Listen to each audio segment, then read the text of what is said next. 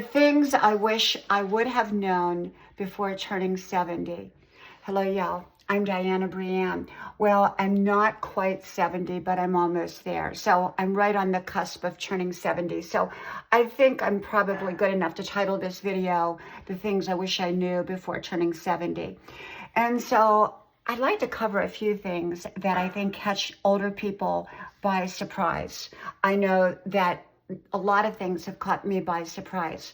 I've always been a very active person, a healthy person, someone who is always taking great care of themselves. I've exercised pretty much since I was 10 years old, every single day, starting off with, probably walking 5 miles to and from school when I was in grade school. And ever since then, I walk, run, waddle, sprint.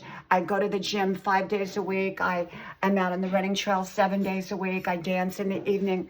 So, I'm used to being physically fit.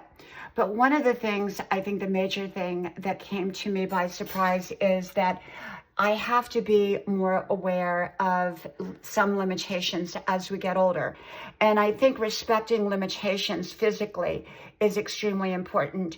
Even though I do most, if not everything that I did when I was younger, I have to be a little bit more thoughtful about it. For example, coming down steps, I now hold on to the handrail only because it's easy to trip. I think a lot of older people find that the first fall is the wake-up call, and I don't want to have that. My husband had a fall where he broke his foot, and he's younger than me, and so that was sort of my wake-up call for being more mindful about when I'm coming down steps, being more cautious about how I walk and paying attention so I don't trip and fall. The second thing is lifting.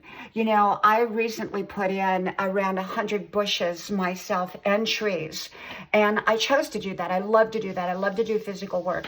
And yet for about a week and a half, almost 2 weeks, my back sort of was out, and I must have pulled a muscle. And although now I'm doing great and I'm almost 100% better, it made me aware that there might be limitations the older that we get.